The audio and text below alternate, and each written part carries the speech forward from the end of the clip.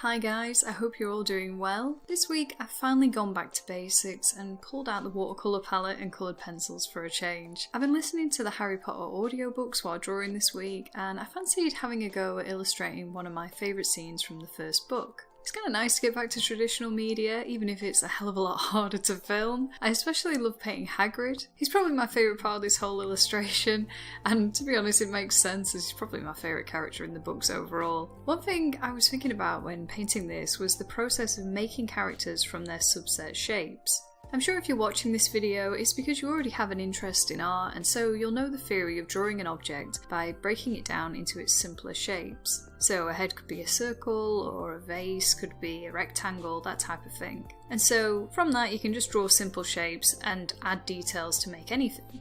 But when you've drawn for a little while, or maybe you're looking to draw realistically from the start, you realise there's a bit of a disconnect with this theory because you draw a 2D shape, and in reality, for it to work, you need to be imagining that that shape is actually 3D. So the circle for the head is actually a sphere, and the vase would be, say, a cylinder. And once you realise that, it makes life a lot easier when it comes to shading and lighting. But the reason I mention this is because I've personally kind of done this drawing lesson backwards, and it's something that I do struggle with a lot, and I wanted to highlight it in today's piece and video. When I taught myself how to draw, I drew from life first, and because of that I was very focused on realism. However, as I've gotten older, I've found that the art I most enjoy looking at and creating is more abstract, and so I'm constantly battling my own internal instincts. One day I'll make a sketchbook tour and this is all going to be a lot more obvious, but when I draw I go realistic first and then I try and simplify it down later. But often this kind of means that things lose their strong base shapes because I'm reducing something that was complicated, if that makes sense.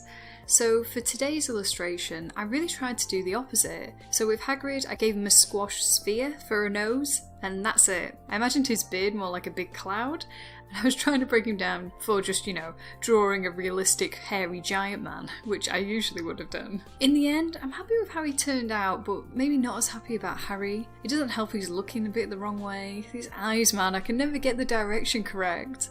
But overall, I would say that I'm getting better at simplifying characters, so it was a broadly successful illustration. Now, I don't say all of this so that you'll give me some kind of compliment. I want more to give an idea of what I think of my art after I'm done. I'm usually looking at what I can learn from it next time and trying to identify some of the roots of old habits that I've picked up so that if I want to change them, I can try and change them going forward. And so I was wondering if you also paint or you have a similar view on something that you create, how do you approach your personal critique? If you do them, do you pick out things that you want to change like me, or try and pick up on habits that you might have? Or do you try it a different way? I'd be really interested to know your techniques on self-reflection, because I've noticed when I hear a lot of artists talk about their own art on YouTube, there's a little bit of a discourse about whether it's right or wrong, or whether somebody's being too negative, and I personally think that to self-critique is a really good skill to have in art, but at the same time it's much like self-critique in any way, in the way that you shouldn't critique yourself in a way that you wouldn't a friend of the same skill level. So yeah, I'd just like to know your thoughts. And that's really it for this week's video. Next week is Prompt Squad, and the prompt was paint a song. I've already had some brilliant entries, and I can't wait to get them all together in a video so I can start chatting about them. There's still time if you'd like to take part, so I'll link the video for you guys to check out if you're interested. I'm a little unsure after the Prompt Squad video when my next video will be out, just as a heads up. The other day I realised that this massive super secret project that I've been working on is now 3 years old, and it's killing me inside knowing that I haven't just focused my efforts to get it finished, so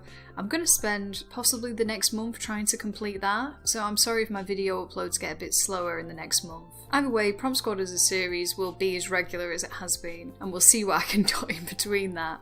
I hope you've all had a good week and have enjoyed today's video. I'll see you again next week for Prompt Squad.